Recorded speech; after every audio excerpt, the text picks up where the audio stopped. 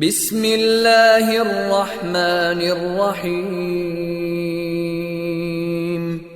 शुरू अल्लाह के नाम से जो रहमान और रहीम है। इक़रा बिस्मि रब्बिकल्लज़ी खलक़। पढ़ो ए नबी अपने रब के नाम के साथ जिसने पैदा किया। खलक़ल इंसान मिन अलक़। जमे हुए खून के एक लोथड़े से इंसान की तख्लीक की। इक़रा व रब्बुकल अकरम। पढ़ो और तुम्हारा रब बड़ा करीम है। अल्लज़ी अल्लम बिल क़लम। जिसने कलम के जरिए से इल्म सिखाया। अल्लमल इंसान मा लम यअलम। इंसान को वो इल्म दिया जिसे वो न जानता था। Bismillahirrahmanirrahim. Assalamu alaikum. We start our class in the name of Allah, who is the most beneficent and the most merciful. Dear students, in last video we discussed scientific method and contribution of Muslim scientists in the field of physics. Remaining exercise. So you have to complete your exercise with the help of lecture book and your notes. Clear? Now we are going to start our new chapter number 2. Clear? And the name of chapter number 2 is measurement. First of all, you have to know about what is measurement. Clear? So the definition of measurement is the determination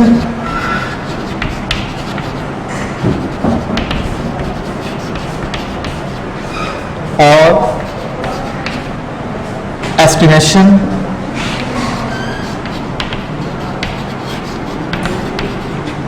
of quantities. Clear? The determination or estimation of quantities. Quantities को determine करना या estimate करने को हम क्या कहते हैं? Measurement. In other words, we can say that the comparison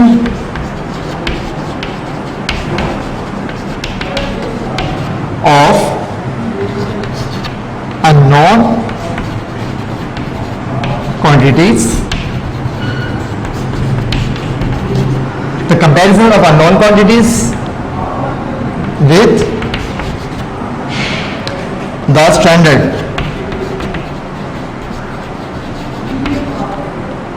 quantities.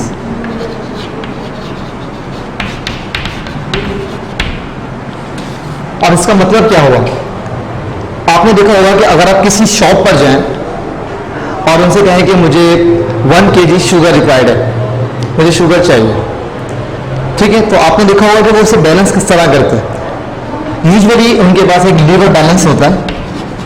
Liver balance. By using lever balance it is look like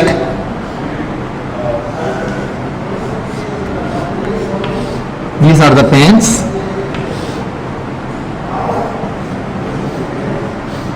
Like this. ठीक है. वो शुगर को एक पेन में रखते हैं. शुगर के जो पार्टिकल्स होते हैं या शुगर के जो पीस होते हैं छोटे छोटे, वो से एक पेन में रखते हैं और अदर पेन में वो स्टैंडर्ड वेट्स रखते हैं जिसकी help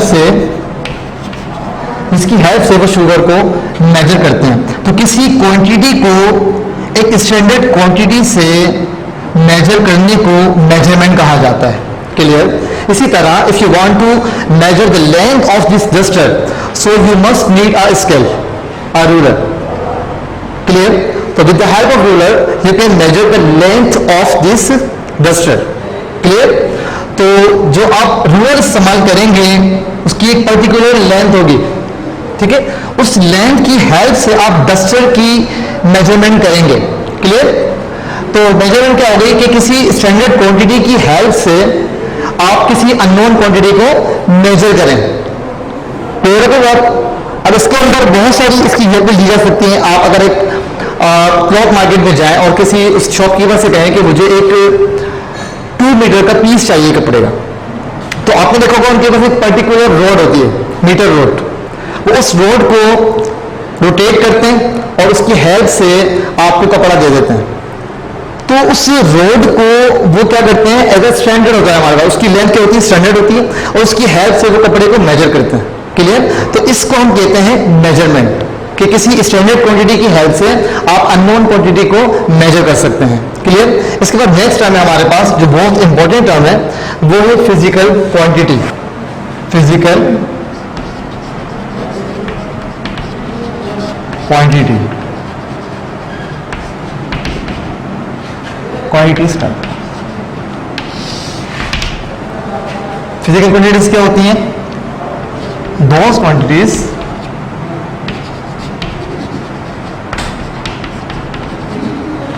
that can be measured, ऐसी क्वांटिटीज जिन्हें मेजर किया जा सकता है उन्हें हम क्या कहते हैं? Physical quantities. तो अगर आप नेचर पर गौर करें तो आपने देखा होगा डिफरेंट मास, डिफरेंट ऑब्जेक्ट्स के डिफरेंट मास होते हैं, उनकी डिफरेंट लेंथ होती है। ठीक है, तो लेंथ हमारे पास क्या है? एक स्टैंडर्ड क्वांटिटी है, एक फिजिकल क्वांटिटी है। मैं मेंशन कर देता हूं लेंथ। लेंथ क्या है हमारे पास? एक फिजिकल क्वांटिटी है। और मास भी क्या है हमारे पास? एक फिजिकल क्वांटिटी है। Time is also a physical quantity. Area is also a physical quantity. Volume is also a physical quantity. तो लेंथ हमारे पास क्या है? एक फिजिकल क्वांटिटी है। कैसे कह सकते हैं कि लेंथ हमारे पास एक फिजिकल क्वांटिटी है? क्या हम किसी ऑब्जेक्ट की लेंथ को मेजर नहीं कर सकते? बिल्कुल कर सकते हैं। For example, if you want to measure the length of this green board, so can be measure? बिल्कुल कर सकते हैं इसकी मेजर, इसकी हम जो मेजरमेंट बिल्कुल कर सकते हैं, इसकी लेंथ को मालूम कर सकते हैं। किसकी मदद से? एक इंस्ट्रूमेंट की मदद से, जिसे हम क्या कहते हैं? मीटर स्केल कहते हैं। मीटर स्केल की हेल्प से हम क्या कर सकते हैं? इसकी लेंथ को मेजर कर सकते हैं। तो ये लेंथ भी क्या हो गई हमारे पास? एक फिजिकल क्वांटिटी। क्या हम किसी ऑब्जेक्ट का मास मेजर नहीं कर सकते? बिल्कुल कर सकते हैं। तो मास भी हमारे पास क्या हो गई? एक फिजिकल क्वांटिटी। क्या हम टाइम को मेजर नहीं कर सकते? बिल्कुल कर सकते हैं। तो टाइम भी हमारे पास क्या हुआ? एक फिजिकल क्वांटिटी हुआ। इसके अलावा क्या हम किसी पर्टिकुलर प्लेस का एरिया मालूम नहीं कर सकते? तो उसे भी किया जा सकता है। तो एरिया भी क्या हो गया हमारे पास? एक physical quantities. Clear? Physical quantities की टू टाइप्स हैं। There are two types of physical quantities. Number one, basic और फंडामेंटल क्वांटिटीज।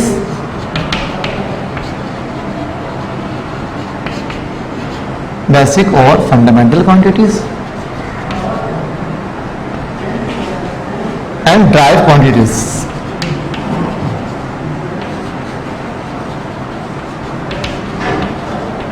क्लियर? बेसिक और फंडामेंटल क्वांटिटीज, ये कौन सी क्वांटिटीज होती है? Those quantities which are exist in nature. Exist in nature, ऐसी क्वांटिटीज जो कि नेचर में एग्जिस्ट करती हैं, वो क्वांटिटीज क्या कहलाती हैं? Physical quantities. और सॉरी, वो क्वांटिटीज क्या कहलाती हैं? फंडामेंटल क्वांटिटीज और बेसिक क्वांटिटीज। यानी कि ये क्वांटिटीज किसी और क्वांटिटी से ड्राइव नहीं की जा सकती। अब ये कौन सी होती है? फॉर एग्जाम्पल, लेंथ है हमारे पास, mass, time, up to soon etcetera. Clear? तो ये क्वांटिटीज क्या है हमारे पास? ये नेचर में एग्जिस्ट करती है। नेचर में डिफरेंट टाइप्स के ऑब्जेक्ट्स मौजूद होते हैं। सबकी कुछ ऑब्जेक्ट्स का साइज लार्ज होता है, कुछ ऑब्जेक्ट का साइज स्मॉल होता है, कुछ का मीडियम होता है। तो लार्ज साइज जो ऑब्जेक्ट होगा, लार्ज साइज का जो ऑब्जेक्ट होगा, उसकी लेंथ भी ज्यादा होगी, और जो स्मॉल साइज का ऑब्जेक्ट होगा उसकी लेंथ भी क्या होगी? कम होगी। और जो मीडियम साइज का ऑब्जेक्ट होगा उसकी लेंथ भी क्या होगी? मीडियम होगी। तो लेंथ नेचर में ही एग्जिस्ट करती है, इसीलिए क्या है हमारे पास? एक फंडामेंटल क्वांटिटी है। इसी तरह मास, जब कोई ऑब्जेक्ट नेचर में एग्जिस्ट करता है तो उसका पर्टिकुलर कोई ना कोई मास होता है। तो मास भी हमारे पास क्या हो गई? एक फंडामेंटल क्वांटिटी हो गई, क्योंकि वो नेचर में एग्जिस्ट करती है, किसी और क्वांटिटी से ड्राइव नहीं की जाती। क्लियर हो गई? इस तरह टाइम भी क्या है हमारे पास? एक मेजरेबल क्वांटिटी है, जिसे हम मेजर कर सकते हैं। स्टॉप वॉच की मदद से हम टाइम को मेजर कर सकते हैं। तो टाइम भी हमारे पास क्या हो गया? एक फंडामेंटल और बेसिक क्वांटिटी हो गई। अब ड्राइव क्वांटिटीज कौन सी होती हैं? Those quantities which are drive from the fundamental quantities, जो कि ड्राइव की जाती हैं, ड्राइव फ्रॉम द बेसिक और फंडामेंटल क्वांटिटीज। ठीक है? तो ड्राइव क्वांटिटीज क्या होती हैं? वो क्वांटिटीज जो फंडामेंटल क्वांटिटीज की हेल्प से बनाई जाती हैं या फंडामेंटल क्वांटिटीज से ही ड्राइव की जाती हैं, वो क्वांटिटीज क्या कहलाती हैं हमारे पास? Drive quantities. क्लियर? अब ये कौन कौन सी हो सकती हैं देख लीजिए। Area, volume, density, pressure, force, etcetera.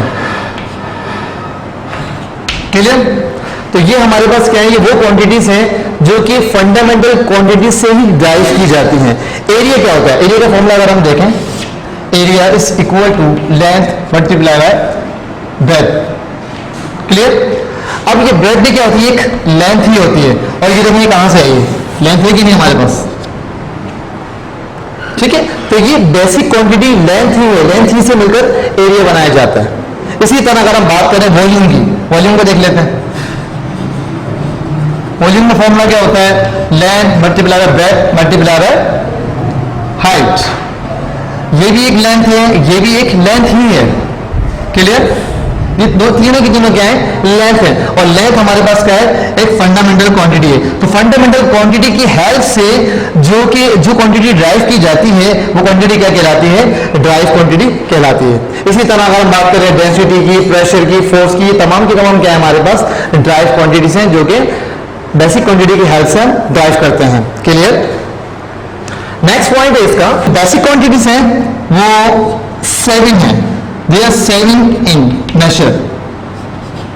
Scientist ने हमें बताया कि जो नेचर में जो बेसिक क्वांटिटीज हैं वो टोटल सेविंग है आपके पास। अब वो कौन कौन सी है सेविंग? लेंथ, मास, टाइम और मजीद देता हूं यहां पर। लेंथ होती है, मास होता है, टाइम होता है, temperature. Temperature is also a fundamental और बेस क्वांटिटी। क्लियर? इसके अलावा अमाउंट ऑफ सब्सटेंस,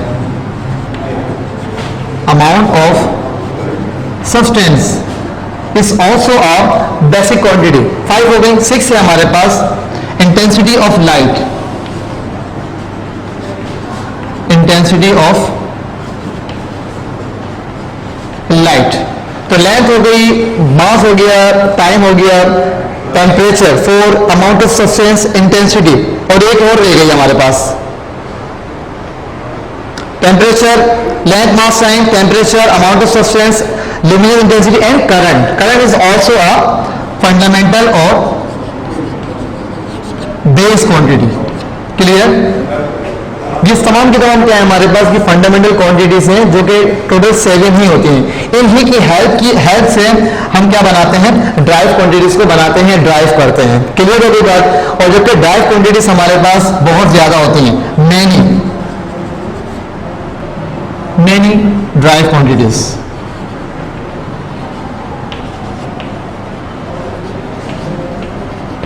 क्लियर हो गई बात?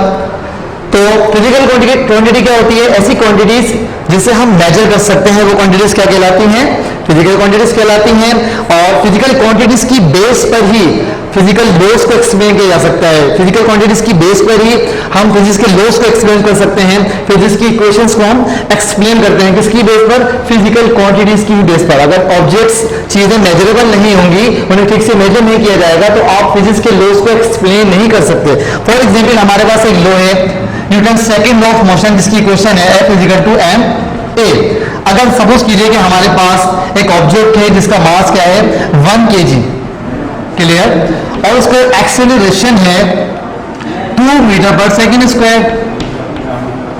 ठीक है, तो 1 मल्टीप्लाई बाय 2 क्या बन जाएगा हमारे पास? ये बन जाएगा 2 किलोग्राम मीटर पर सेकेंड स्क्वायर। तो आपकी क्वांटिटी अगर मेजरेबल है तो उसकी हेल्प से आपने क्या किया? फोर्स की वैल्यू फाइंड आउट कर ली। अगर ये मेजरेबल नहीं होगी, फॉर एग्जाम्पल अगर हम इस तरह कर लेते हैं कि हमारे पास मास तो हमें पता है ऑब्जेक्ट का, लेकिन ये नहीं पता कि उसका एक्सेलरेशन क्या है, उसका एक्सेलरेशन क्या है, तो क्या हम फोर्स को मालूम कर सकते हैं? बिल्कुल नहीं। तो इससे क्या होता है कि जो क्वांटिटीज मेजरेबल होती हैं उसकी मदद से हम अदर क्वांटिटीज को भी मालूम कर सकते हैं। क्लियर हो गई बात? तो ये क्वांटिटी क्या कहलाएगी? फिजिकल क्वांटिटी कहलाएगी। और ये इसका ताल्लुक इससे फोर्स का, ये इसका ताल्लुक इससे ड्राई क्वांटिटी से है। क्लियर हो गई बात? तो फिजिकल क्वांटिटीज बहुत इंपॉर्टेंट रोल प्ले करती है फिजिक्स में। इसकी हेल्प से हम ऑब्जेक्ट्स को मेजर कर सकते हैं, क्वांटिटीज को मेजर कर सकते हैं। क्लियर हो गई बात? नेक्स्ट टॉपिक है हमारे पास यूनिट। यूनिट, अब यूनिट क्या होती है? यूनिट को जानने से पहले आप इस चीज को जरा गौर से सुनिए कि अगर आप किसी शॉपकीपर के पास जाते हैं और उनसे कहते हैं कि मुझे शुगर चाहिए, मुझे शुगर रुकाए दे, और वो ऐसे ही आपको अंदाजे से शुगर दे दें, तो क्या आप वो सेटिस्फाई होंगे कि मुझे जो शुगर मिली, जितने मैंने उनको पैसे दिए, तो वो शुगर बिल्कुल सही है? यकीनन नहीं। अगर आप किसी मार्केट में जाते हैं और उनसे कहते हैं कि मुझे कुछ एप्पल्स चाहिए, 1 kg एप्पल्स चाहिए, और वैसे अंदाजे से ही आपको 3-4 एप्पल्स जो है दे दें, तो क्या आप सेटिस्फाई होंगे? यकीनन नहीं। तो इस प्रॉब्लम को सॉल्व करने के लिए एक स्टैंडर्ड क्वांटिटी की जरूरत पड़ी ताकि ये मसला ही हल हो जाए। पिछले जमाने में क्या हुआ करता था कि ऑब्जेक्ट्स को मेजर करने के लिए कोई पर्टिकुलर इंस्ट्रूमेंट्स नहीं होते थे। तो अगर किसी ऑब्जेक्ट की लेंथ को मेजर करना है तो वो हैंड स्लेट इस्तेमाल करते थे। इस तरीके से ऑब्जेक्ट्स को मेजर करते थे।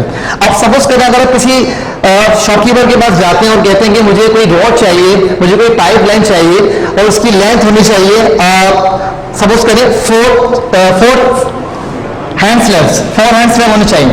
अब जो शॉपकीपर है उसका जो हैंड स्लैब है वो छोटा है, उसका साइज छोटा है, और आपका जो हैंड स्लैब है उसका साइज बड़ा है, तो उसके लिहाज से तो उसने सही दी होगी आपको लेंथ, लेकिन आपके लिहाज से क्या होगी? वो काम हो जाएगी। तो इस प्रॉब्लम को सॉल्व करने के लिए एक स्टैंडर्ड क्वांटिटी की जरूरत पड़ी। उस स्टैंडर्ड क्वांटिटी को हम क्या कहते हैं? यूनिट कहते हैं। क्लियर? तो यूनिट क्या होती है? A quantity used as a standard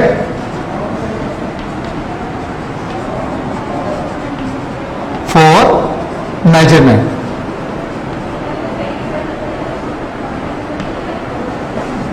ऐसी क्वांटिटी जो कि मेजरमेंट में स्टैंडर्ड के तौर पर इस्तेमाल होती है, वो क्वांटिटी क्या कहलाती है? यूनिट। फॉर एग्जांपल, और एक शॉपकीपर के पास जाते हैं, उसे कहते हैं कि मुझे 5 kg 5 शुगर चाहिए, 5 शुगर। इसका तो कोई मतलब ही नहीं, समझ में नहीं आ रहा कि 5 शुगर का क्या मतलब, कि 5 packets of sugar, 5 kg sugar, 5 gram sugar, clear नहीं हो रहा।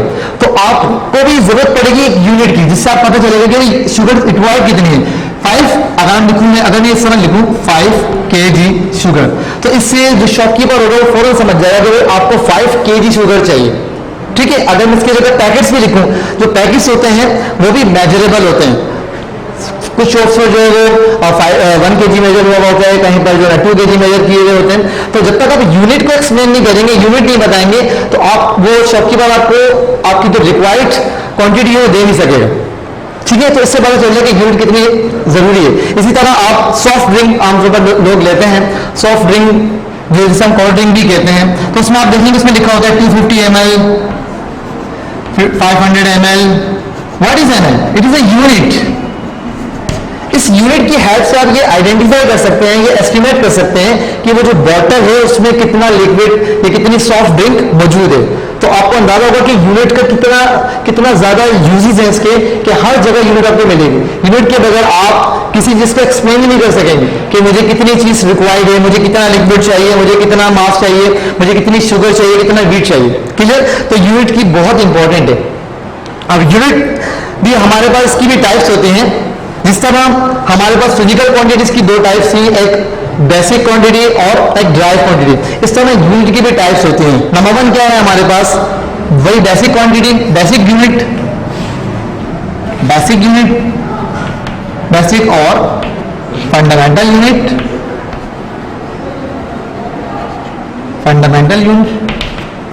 And derived unit.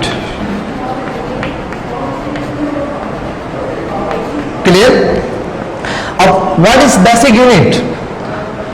Those unit which declare the fundamental quantities। ऐसी यूनिट जो कि फंडामेंटल क्वांटिटीज को ही रिप्रेजेंट करें सिर्फ, तो वो यूनिट्स क्या कहलाते हैं? बेसिक यूनिट्स या फिर फंडामेंटल यूनिट्स। फॉर एग्जांपल, अगर हम बात करें लेंथ की, लेंथ हमारे पास क्या है? एक फंडामेंटल क्वांटिटी है। तो इसकी यूनिट क्या होती है? मीटर, सेंटीमीटर भी हो सकती है, ठीक है, मिलीमीटर भी हो सकती है। तो ये सब क्या है हमारे पास, यूनिट्स हैं किसकी, फिजिकल या बेसिक क्वांटिटीज की। क्लियर। अगर हम मास की बात करें, mass is also a fundamental quantity और basic quantity and the unit of mass is kilogram, gram, milligram. If we talk about time, the time is also a basic quantity and the unit of time is second, millisecond, microsecond, nanosecond, etc. Clear. तो basic quantity वो quantities होती हैं जो कि fundamental quantity को represent करती हैं या फंडामेंटल क्वांटिटी को एक्सप्रेस करती हैं। वो यूनिट्स क्या कहलाती हैं, फंडामेंटल यूनिट्स कहलाती हैं। क्लियर। इसी तरह ड्राइव यूनिट्स होती हैं। तो ड्राइव यूनिट्स क्या होती हैं, those units which are derived from the basic units, those units which are derived from the basic units are called drive units. For example, इसमें हमारे पास क्या आ सकता है, जैसे मैंने यहाँ मेंशन किया है area, the unit of area is square meter, ये meter square. Clear. and the unit of volume is cubic meter and the unit of density is इसका फॉर्मूला होता है मास पर यूनिट वॉल्यूम, तो KG per cubic meter. Clear. तो these are the drive units और ये जो drive units हैं और ये किस तरह बनती है, with the help of basic units. Clear. Next topic है हमारे पास sets, system of units. Next topic है system of units. Clear? A system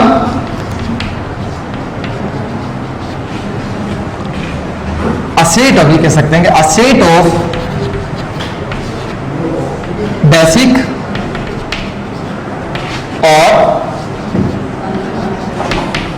drive units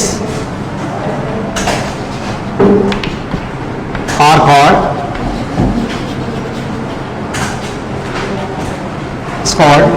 system of unit। एक ऐसा सिस्टम, सेट ऑफ बेसिक और ड्राइव यूनिट का जो set होता है वो क्या कहलाता है हमारे पास, सिस्टम ऑफ यूनिट्स। हमारे पास मोर देन 3 सिस्टम्स होते हैं। नंबर 1 है हमारे पास CGS, number 2 MKS and number 3 FPS and the fourth one is SI. We know that length is a fundamental quantity, mass is also a fundamental quantity and time is also a fundamental quantity. In CGS system we take the unit of length is centimeter and the unit of mass is mass in gram and the unit of time in taken as second. Clear.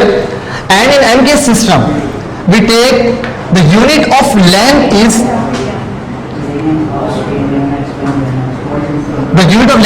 meter. Clear. And the unit of mass is taken in kg and the unit of time is taken in second. But in FPS system it is equal to foot, pound and second. FPS system में हमारे पास mass as a standard quantity के तौर पर इस्तेमाल नहीं किया जाता, बल्कि यहाँ पर जो स्टैंडर्ड लिया जाता है वो फोर्स ली जाती है। तो ये सिस्टम का क्या नाम बन जाएगा, लेंथ बन जाएगी इसमें हमारे पास फोर्स एंड टाइम। क्लियर।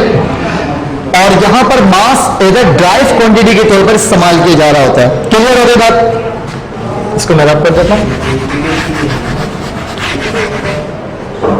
और इन एफपीएस सिस्टम में mass as a drive quantity के तौर पर इस्तेमाल किया जाता है। और ये कहां से ड्राइव किया जाता है, फोर्स से ड्राइव किया जाता है। फोर्स की यूनिट क्या होती है हमारे पास, पाउंड इस सिस्टम में, और जिसे हम कहते हैं स्लग। क्लियर, और 1 slug is equal to 1 slug is equal to, इसको देख लेते हैं, 32.17 pound, and mass is equal to 14.59 kg. Clear? Mass is used as a derived quantity in FPS system and it is derived from the unit of force. Clear? It is derived from the force, and we know that 1 pound is equal to 454 gram. Clear? So these three basic unit system which are used in different places. Clear? But mostly we use SI system. Why we use SI system? अगर कोई शख्स America से पाकिस्तान में आता है और वो कहता है कि मुझे 1 मीटर रोड चाहिए, और वो कहता है कि मुझे 1 फीट रोड चाहिए, पाइप चाहिए, या कोई रोड चाहिए। अब यहाँ हमारे यहाँ क्या इस्तेमाल हो रहा होता है, आमतौर पर मीटर इस्तेमाल हो रहा होता है। क्लियर? अब उससे कहा जाएगा कि भाई हमारे पास तो फीट में काम ही नहीं होता, हम तो मीटर में काम कर रहे होते हैं। तो ऐसी कंडीशन में क्या होगा, प्रॉब्लम क्रिएट हो जाएगी कि अगर एक कंट्री से कोई पर्सन दूसरी कंट्री में जाता है, वो इंपोर्ट या एक्सपोर्ट करते हैं, अब एक कंट्री में अलग सिस्टम इस्तेमाल हो रहा है और दूसरे कंट्री में अलग सिस्टम इस्तेमाल हो रहा है। तो इस प्रॉब्लम को सॉल्व करने के लिए साइंटिस्ट ने क्या किया, एक इंटरनेशनल सिस्टम बना दिया जिसे हम क्या कहते हैं, SI सिस्टम। आइए उसको जानते हैं, international system of unit. International system of unit. In this system, length, mass and time. The unit of length is taken in meter, and the unit of mass is taken in kilogram, and the unit of time is taken in second. Clear? तो ये system इस्तेमाल किया जाता है पूरे world में। अगर कोई भी शख्स एक कंट्री से दूसरे कंट्री में जाता है और उसे कोई ऑब्जेक्ट चाहिए जिसका मास उसे मेजर करना है, तो वो मास केजी में ही लेगा, वो मास अब ग्राम में नहीं लिया जाएगा। इससे क्या होगा, ये प्रॉब्लम जो हो रही थी कि एक कंट्री जो है वो एक सिस्टम इस्तेमाल कर रहा था और अदर कंट्री जो है वो दूसरा सिस्टम इस्तेमाल कर रहा था। तो इस प्रॉब्लम को सॉल्व करने के लिए साइंटिस्ट ने एक नया सिस्टम बनाते हैं जिसे हम क्या कहते हैं, इंटरनेशनल सिस्टम। ये सिस्टम बनाया गया 1960 में। सिस्टम का बनाया गया 1960 में बनाया गया। इसका चार्ट बना लेते हैं ताकि आपको आइडिया हो जाए कि ये कहा, इसमें हमारे पास जो बेसिक यूनिट्स होती हैं, जो बेसिक क्वांटिटीज हैं, उनकी यूनिट्स क्या क्या हैं। फिजिकल क्वांटिटीज,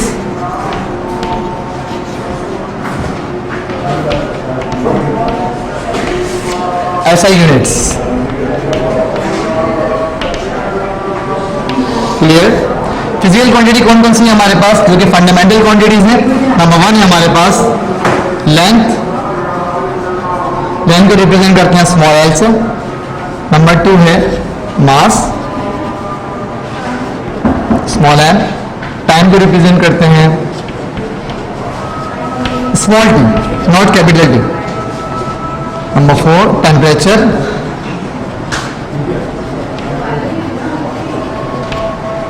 इसे रिप्रेजेंट करते हैं कैपिटल टी से। नंबर 5 अमाउंट ऑफ सब्सटेंस,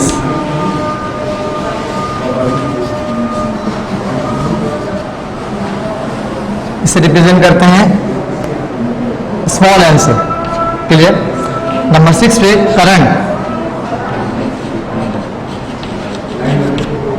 जिसका सिंबल है हमारे पास आई है इसका सिंबल। नंबर 7 है amount of substance, current, intensity of light.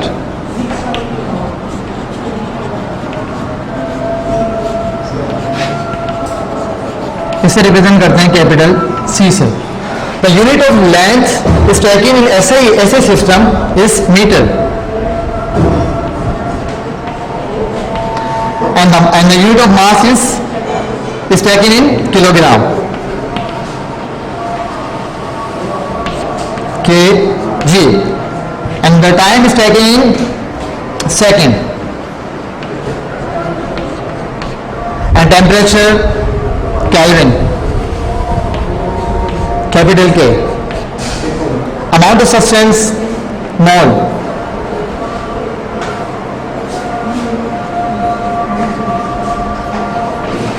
and current, the unit of current is ampere.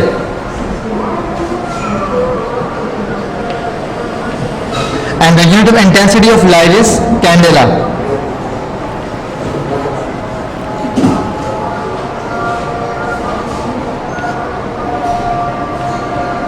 So these are the ऐसे units इस सिस्टम के तहत अब जो है वो पूरे वर्ल्ड में वर्क किया जाता है, इसी सिस्टम को इस्तेमाल किया जाता है ताकि कोई प्रॉब्लम क्रिएट ना हो। नेक्स्ट टॉपिक है हमारे पास प्रीफिक्सेस। तो नेक्स्ट टॉपिक इज प्रीफिक्सेस।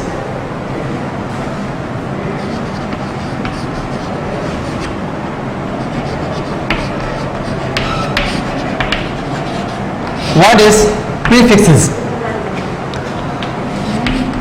बहुत स्टैंडर्ड वैल्यू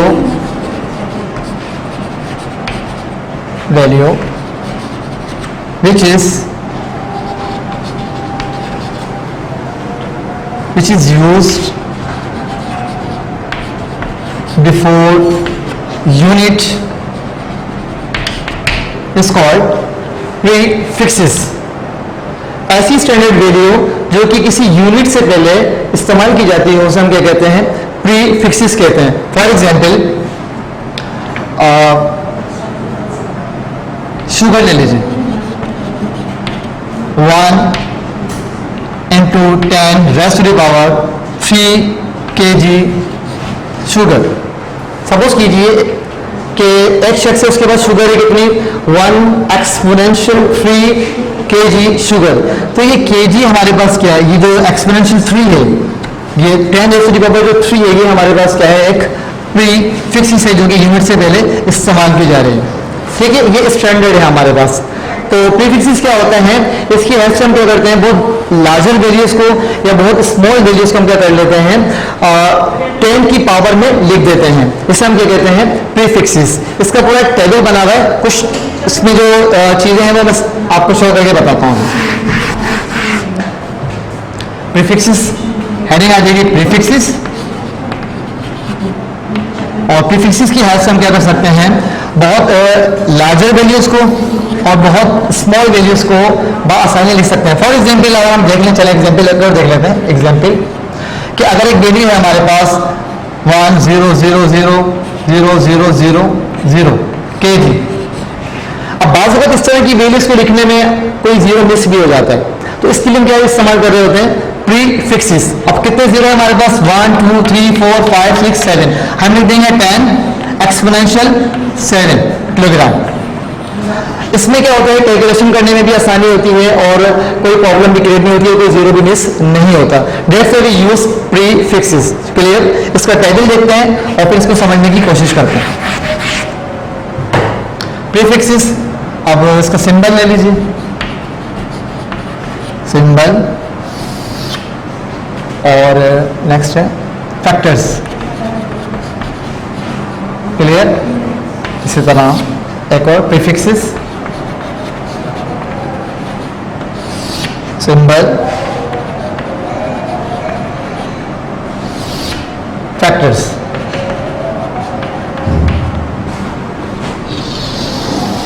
क्लियर? अब प्रीफिक्सेस कौन कौन से होते हैं हमारे पास? देख लीजिए, डेसी, सेंटी, मिली, माइक्रो, नैनो, पीको, फेम्टो, एटो। डेसी को रिप्रेजेंट करते हैं स्मॉल डी से। इसका सिंबल क्या होता है? स्मॉल डी से। बार बार हम डेसी लिखने से बेहतर है क्या लिखें? सिंबल डी को यूज कर लें। सेंटी को यूज करते हैं स्मॉल सी से, मिली को स्मॉल एम से, माइक्रो को म्यू से, और नैनो को स्मॉल एन से, पीको को स्मॉल पी से, फेम्टो को एफ से, और एटो को एस से। अब डेसी कहते किसे हैं? इसे कहते हैं 10 raised to the power 1 show नहीं करते usually. Centi 10 raised to the power -1, 10 raised to the power -2, milli 10 raised to the power -3, micro 10 raised to the power -6, nano 10 raise to the power minus 9, pico 10 raise to the power minus 12, femto 10 raise to the power minus 15, atto 10 raise to the power minus 18। तो ये prefixes होते हैं हमारे पास, जो कि किसी भी standard quantity के साथ क्वांटिटी से पहले इस्तेमाल किए जाते हैं, जिसे हम क्या कहते हैं, प्रीफिक्सेस। और भी होती है, तो बहुत छोटी वैल्यू है, स्मॉल वैल्यू है, लार्ज वैल्यू की बात करते हैं। होता है हमारे पास डीका, हेक्टो, किलो, मेगा, गीगा, टेरा, टाटा। क्लियर? डीका को रिप्रेजेंट कर रहे होते हैं हम स्मॉल डी और ए से, हेक्टो को एच, किलो को small K, mega capital M, giga capital G, tera capital T, peta P capital P. Clear? अब ये डीका कहते हैं किसे हैं, 10 एक्सपोनेंशियल प्लस 1, और प्लस 1 हम एक्सपोनेंशियल की पावर में शो नहीं करते। Hecto 10 raise to the power 2, kilo 10 raise to the power plus 3, mega 10 raise to the power plus 6, giga 10 raise to the power 9, tera 10 raise to the power 12 और peta 10 raise to the power 15। तो ये prefixes क्या होते हैं, आमतौर पर जब scientific calculation की जा रही होती है तो बार बार ये वैल्यूज रिपीट हो रही होती हैं। जैसे कि बहुत ज़्यादा रिपीट होने वाली क्या है हमारे पास, मिली, माइक्रो, नैनो, पिको, बहुत ज़्यादा यूज हो रही होती हैं। और यहाँ पर क्या हो रही है, इस्तेमाल हो रही होती है किलो, मेगा एंड गीगा, ये बहुत ज़्यादा यूज हो रही होती हैं। तो साइंटिस्ट ने क्या किया, इनका पर्टिकुलर नेम ही दे दिया। ठीक है, अब वो से देखिए कि 10 exponential minus 1, 10 exponential minus 2 and 10 raise to the power minus 3। क्या 10 raise to the power minus 4 है? अगर माइनस 4 यहाँ पर नहीं है तो क्या वो एग्जिस्ट नहीं करता?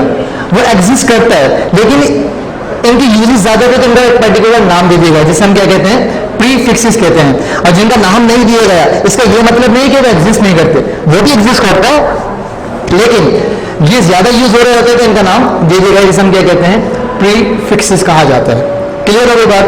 अब देखिए किस तरीके से कैलकुलेशन में इस्तेमाल होता है। फॉर एग्जाम्पल हमारे पास एक ऑब्जेक्ट है जिसका मास कितना है, 100,000 ग्राम।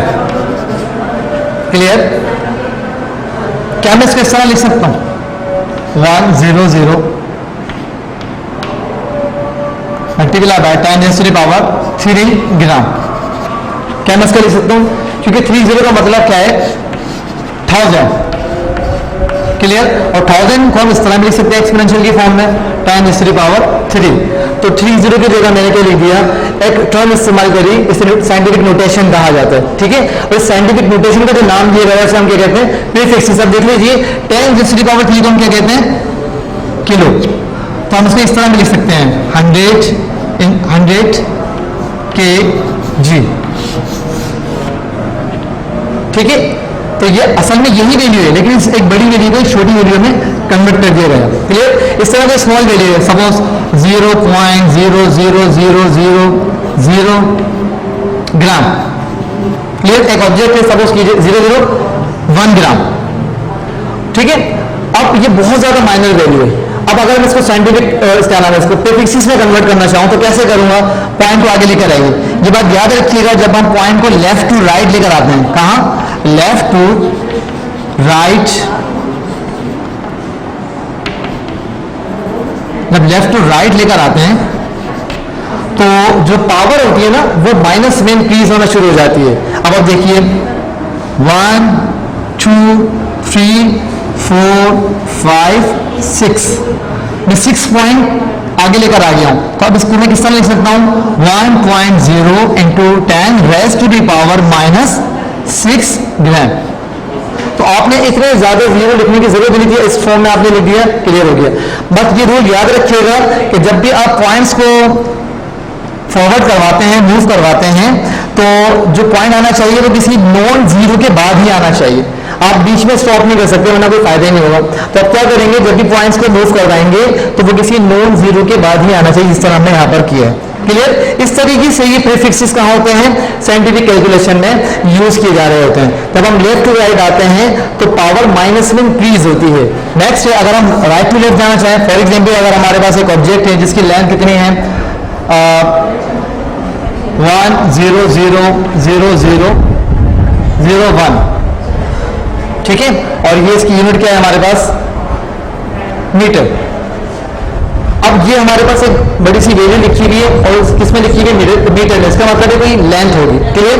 अब मैंने इसको प्रीफिक्सेस में कन्वर्ट करना है। कैसे कन्वर्ट करूंगा? ये बात याद रखिएगा, अगर कोई सी भी वैल्यू लिखी हुई है और उसमें पॉइंट मेंशन नहीं है तो इसका मतलब पॉइंट कहाँ होगा? लास्ट में होगा। ठीक है, अब मैं इसको मूव करवाता हूं 1 2 3 4 5 6।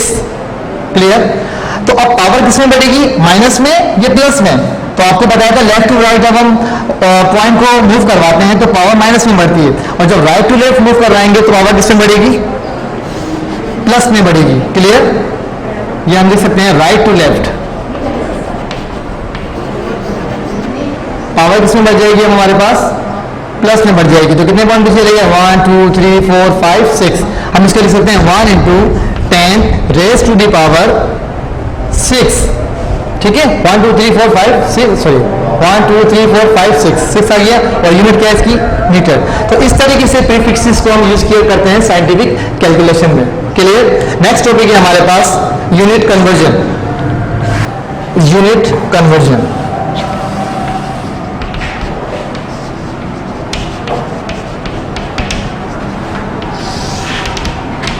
साइंटिस्ट ने क्या किया? हमारी आसानी के लिए एक ऐसा सिस्टम बनाया जिसकी हेल्प से हम क्या कर सकते हैं? ऑब्जेक्ट्स को मेजर कर सकते हैं, जिसे हम क्या कहते हैं? इंटरनेशनल सिस्टम कहते हैं। ठीक है, अब ये जो यूनिट का इंटरनेशनल सिस्टम है, इसे एक यूनिट से दूसरे सिस्टम ऑफ यूनिट्स में कन्वर्ट भी किया जा सकता है। ठीक है, कैसे कर सकते हैं वो देखिए। लेंथ के बारे में पहले देखते हैं। Length 1 kilometre is equal to 1000 metre, और you know that the meaning of kilo is 1000. Clear?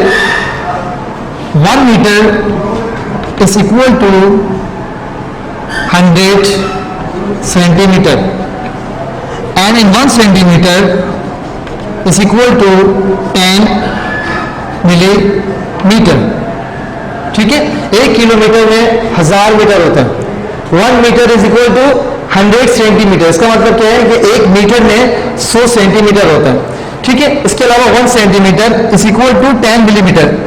मतलब क्या हुआ कि 1 सेंटीमीटर में 10 मिलीमीटर होते हैं।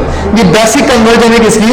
लेंथ की। क्या अगर कोई ऑब्जेक्ट की लेंथ आपको दी हुई है सेंटीमीटर में और आपको उसको मीटर में कन्वर्ट करना हो तो आप इस बेसिक कन्वर्जन को याद रखेंगे। इसी की हेल्प से हम क्या करेंगे? यूनिट्स को कन्वर्ट करेंगे। क्लियर? इसके अलावा और भी कर सकते हैं आप। ठीक है, जैसे 1 metre is equal to 10 raise to the power 6 micrometre. 1 metre is equal to 10 raise to the power 9 nanometre. Clear? इस तरह आप बढ़ा सकते हैं इसको मजीद।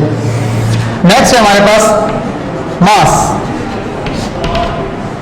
मास हम कर सकते हैं, जैसे 1 kg 1 kilogram is equal to 1000 gram. Clear? 1 gram is equal to 1000 milligram, and 1 gram is equal to 10 raise to the power 6 microgram.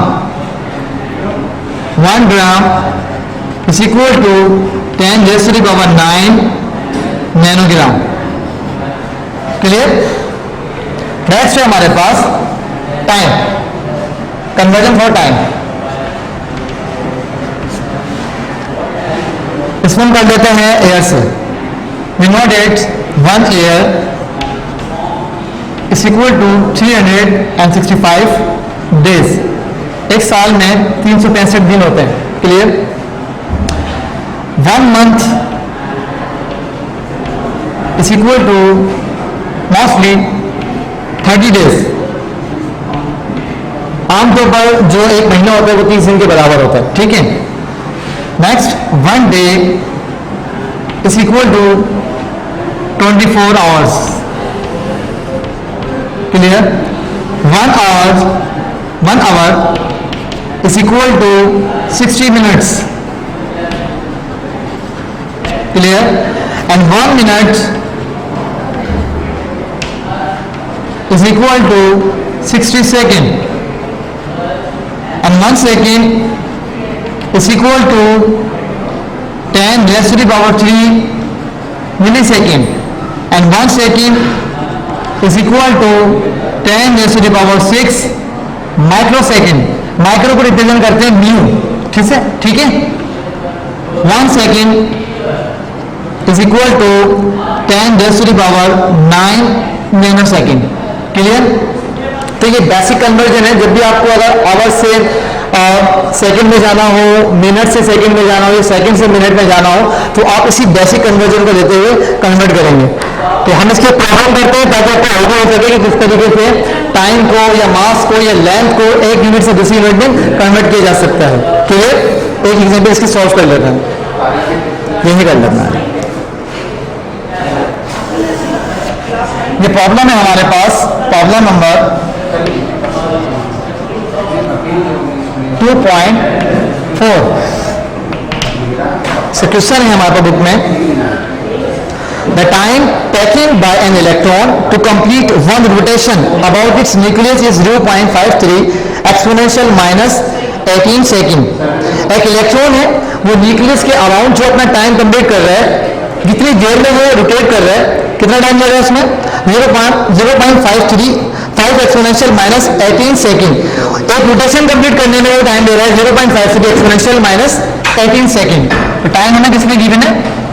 Second में 0.53 into 10 raise to the power minus 18 second. Clear? आगे कह रहे हैं कि आप इस time को convert कीजिए किसमें? मिनट्स में, आवर्स में एंड माइक्रो सेकेंड में. किसमें कन्वर्ट करना है हमें? इसमें मिनट्स में, आवर्स में एंड माइक्रो सेकेंड में. Micro second. क्लियर?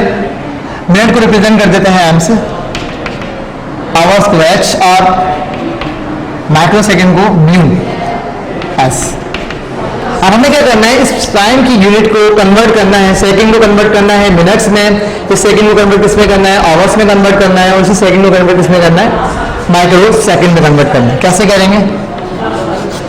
सॉल्व की हेडिंग फर्स्ट लिखेंगे हम for conversion in minute.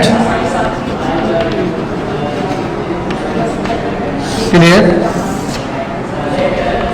We know it. Basic conversion क्या है मिनट की?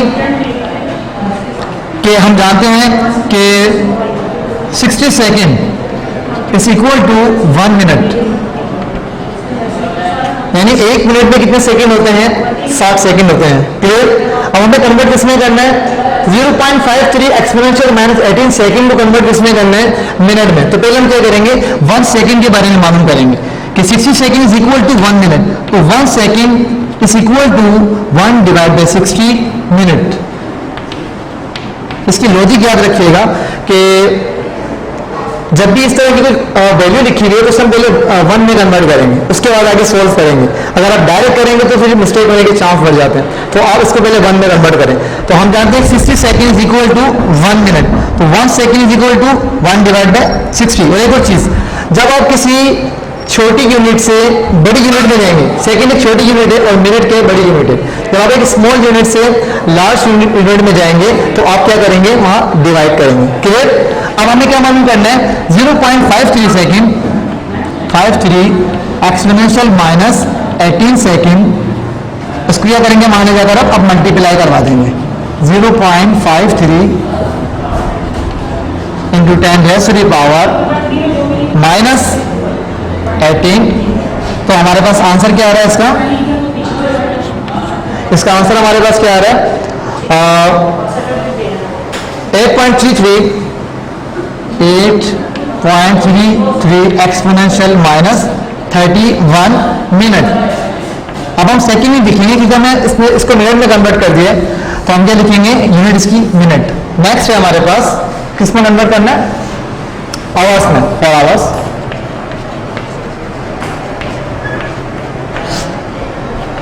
हम यूज कर सकते हैं 1 hour is equal to 3600 second. हम ये भी लिख सकते हैं 3600 second is equal to 1 hour. ठीक है, तो मैंने आपको बताया कि पहले हम 1 में कन्वर्ट करेंगे, 3600 second is equal to 1 hour. So 1 second is equal to 1 divide by 3600 second. Clear. अब हमें मालूम किसमें करना है, 0.53 को कन्वर्ट किसमें करना है, इस वैल्यू को आवर्स में। कैसे करेंगे, 0.53 इंटू 10⁻⁻18 इज इक्वल टू, अभी जब वहां जाएगा तो वहां जाकर मल्टीप्लाई कर जाएगा, 3600 मल्टीप्लाई बाय 0.53 एक्सपोनेंशियल -18। तो इसको जब हम सोल्व करेंगे तो हमारे पास टाइम क्या आएगा, 1.388 एक्सपोनेंशियल -22, 1.388 एक्सपोनेंशियल -22। अब यहां पर क्या आ जाएगा, आवर। क्लियर। तो इस तरीके से आपने सेकंड को कन्वर्ट करा मिनट में और सेकंड को कन्वर्ट किसमें कर दिया, आवर में। अब लास्ट रह गई हमारे पास, हमने कन्वर्ट करना है माइक्रो सेकंड में। तो माइक्रो सेकंड में कन्वर्ट करने से पहले आपको बेसिक इसकी कन्वर्जन का बताओ। For micro second we know that 1 second is equal to 10⁻⁶ micro second. Clear. एक सेकंड में 10 एक्सपोनेंशियल 6 माइक्रो सेकंड होते हैं। ठीक है, तो हम अब डायरेक्ट इसको कर सकते हैं क्योंकि अब हम बड़ी यूनिट से छोटी यूनिट में जा रहे हैं। सेकंड हमारे पास एक बड़ी यूनिट है और माइक्रो सेकंड एक बहुत स्मॉलेस्ट यूनिट है। जब आप किसी बड़ी यूनिट से छोटी यूनिट में कन्वर्ट करेंगे तो वहां ले जाकर डायरेक्ट क्या करवा देंगे, मल्टीप्लाई करवा देंगे। तो हम यहाँ क्या लिखेंगे, 0.53 exponential -18 second is equal to, ये टर्म तो वैसे ही रहेगी 10 एक्सपोनेंशियल 6। अब इसे हम यहाँ पर क्या करेंगे, मल्टीप्लाई करवा देंगे। क्लियर। ये बेसिक रूल याद रखिएगा कि जब आप किसी बड़ी यूनिट से छोटी यूनिट में यूनिट को कन्वर्ट करेंगे तो आप क्या करेंगे, वहां पर मल्टीप्लाई करवा देंगे। 0.53 एक्सपोनेंशियल -18। ठीक है, तो इसका आंसर क्या आएगा हमारे पास, माइक्रो सेकंड में क्या आंसर आ रहा है हमारे पास, 0.5 एक्सपोनेंशियल -12, 0.5 एक्सपोनेंशियल -12 माइक्रो सेकंड। क्योंकि हमने सेकंड से माइक्रो सेकंड में कन्वर्ट किए, तो जिसमें कन्वर्ट करेंगे वही यूनिट मेंशन करेंगे, वरना ये रॉन्ग हो जाएगा। क्लियर। तो ये बेसिक कन्वर्जन है यूनिट्स की कि किस तरीके से मैथमेटिकल कैलकुलेशन में, साइंटिफिक कैलकुलेशन में हम यूनिट्स को एक यूनिट से दूसरी यूनिट में कन्वर्ट करते हैं। इसके अलावा जो आपकी प्रॉब्लम है, प्रॉब्लम नंबर 2.1, 2.3, ये आपने खुद से ही करनी है। ठीक है, तो ये आज का हमारा लास्ट टॉपिक था जिसे हम क्या कहते हैं, यूनिट कन्वर्जन। ये पूरी यूनिट कन्वर्जन आपको जब आप प्रैक्टिस करेंगे तो आपको खुद ही याद हो जाएगी, इसको मेमोराइज करने की जरूरत नहीं होती। आप बार-बार इसकी प्रैक्टिस करेंगे तो ये ऑटोमेटिकली आपको याद हो जाएगी। Clear. Thank you very much.